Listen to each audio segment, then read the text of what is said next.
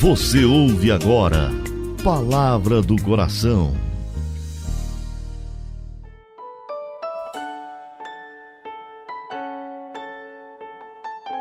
Em nome do Pai, e do Filho, e do Espírito Santo. Amém. Graças e louvores se deem a todo momento ao Santíssimo e Diviníssimo Sacramento. É assim, honrando a Santíssima Eucaristia, nesta quinta-feira, 8 de outubro, que eu acolho você, que está acompanhando o programa Palavra do Coração com tanto carinho. Quero agradecer inúmeras pessoas que têm testemunhado que este mês de outubro, dedicado aos santos, o mês da santidade, tem trazido inspirações novas. E nós precisamos resgatar isso dentro de nós, não é verdade? Se eu e você temos por objetivo a santidade, nós vamos adquirindo resiliência. O que é resiliência? É aguentar. Aguenta firme. O Monsenhor Jonas gosta de falar isso. Aguenta firme, meu filho. E uma das formas de aguentar firme é a adoração. Quem não adorar não vai aguentar. A adoração precisa ser uma prática diária na nossa vida.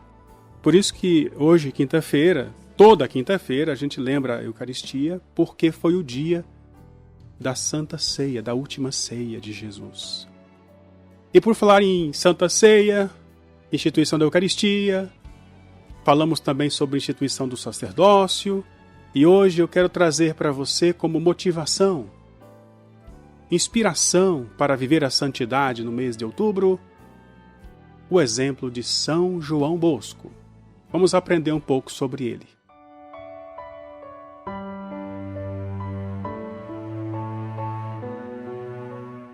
De batismo, é chamado João Melchior Bosco. Ele se tornou também um dos santos protetores da comunidade de Coração Fiel. Eu te explico por quê. No ano em que a comunidade iria nascer, eu fui encontrar o Padre Jonas. Foi logo depois da inauguração do novo centro de evangelização. E falando sobre as coisas que Deus tinha mostrado, as realidades que eu vivia na minha vida, ele disse para mim assim: Deus vai fazer com você a mesma coisa que fez comigo. E naquela hora eu fiquei um pouco chateado com o Monsenhor Jonas, porque se eu estava entendendo bem, ele estava dizendo que eu ia ser fundador de comunidade, e isso nunca esteve nos meus planos. Depois de conversar um pouco e de ficar nervoso diante dele, ele me entregou um santinho com a foto de Dom Bosco. E falou assim: se você vai começar algo, peça ajuda a Dom Bosco, que é o santo da modernidade. Claro, o Padre Jonas falou isso porque ele é filho espiritual de Dom Bosco. O Padre Jonas é salesiano.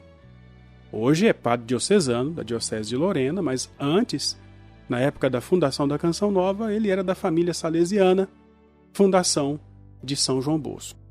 Por isso ele entregou o santinho, ele não perdeu o carinho pelo seu pai espiritual. E, a partir de então, Dom Bosco passou a fazer parte do número dos santos protetores da nossa comunidade. É um santo italiano.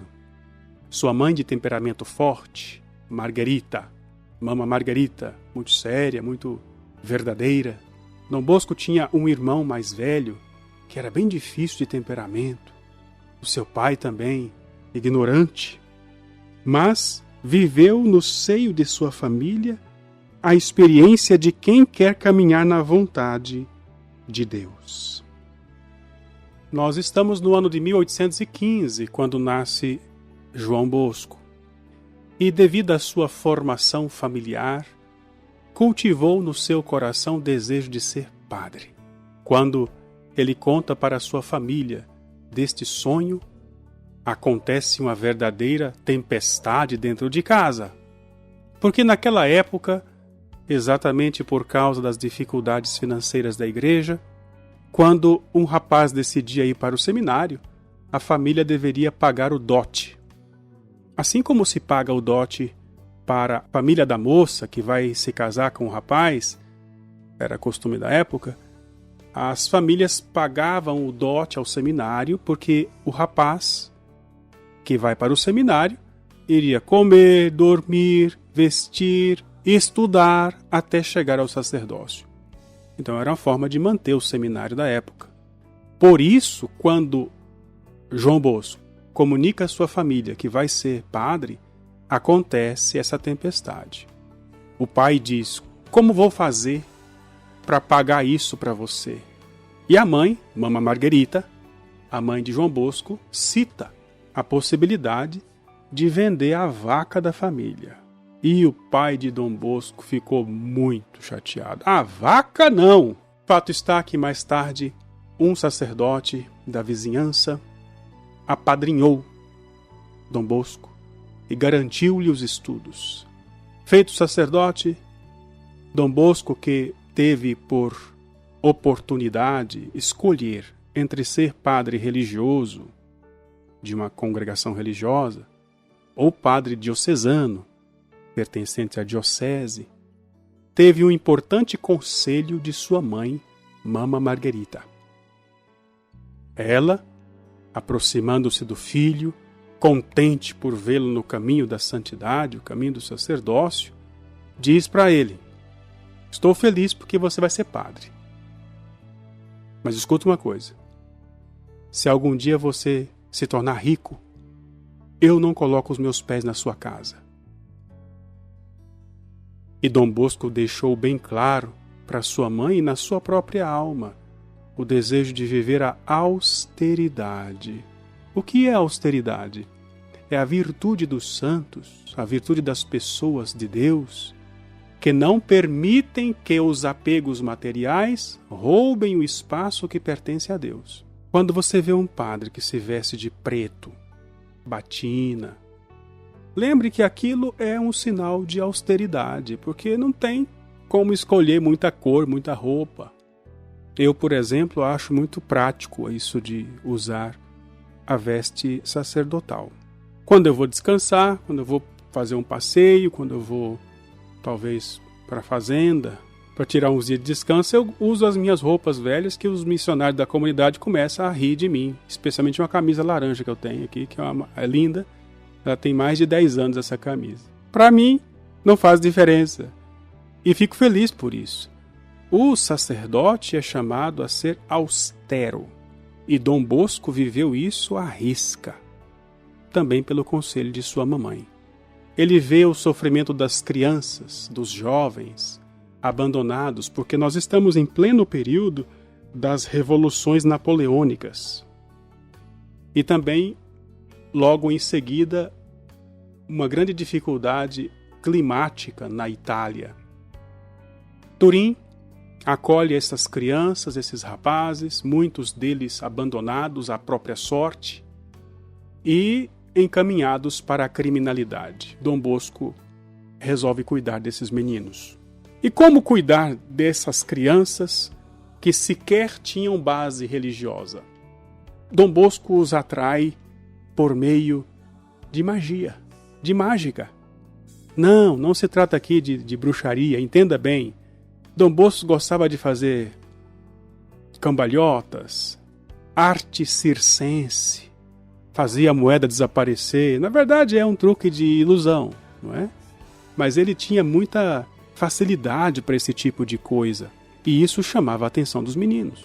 Então ele brincava com a moeda, brincava com a bola, as crianças se aproximavam e ele então conseguia capturar a atenção delas, e logo depois Dom Bosco dava a catequese. Dom Bosco pregava o evangelho. Ele fazia isso desde a sua adolescência e como padre fez isso com mais maestria. É assim que Dom Bosco funda um movimento entre os jovens chamado oratório.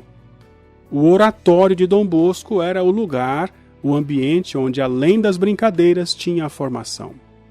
Isso gerou, mais tarde, a congregação salesiana, porque Dom Bosco era muito devoto de São Francisco de Sales.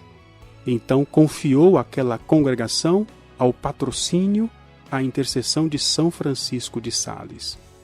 Os salesianos estão presentes no mundo inteiro e ainda hoje trabalham com a educação dos jovens, das crianças.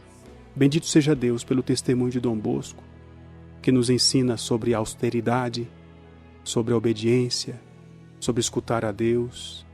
Ele que recebeu do Senhor tantos sinais por meio dos sonhos. Aprendamos com Dom Bosco a ouvir Deus e colocar em prática a sua vontade. Querido Deus e Pai, em nome de Jesus e pelas mãos de Nossa Senhora, derrama sobre nós o Espírito Santo, que tantas vezes falou ao coração de Dom Bosco, que o ajudou a enfrentar as dificuldades familiares, o ajudou a mudar a realidade da sociedade de Turim daquela época. Derrama sobre nós o Espírito Santo, para que o Senhor nos santifique neste mês de outubro. E pela intercessão de Dom Bosco, sobre você, desça e permaneça a bênção de Deus Todo-Poderoso, Pai, Filho e Espírito Santo. Amém.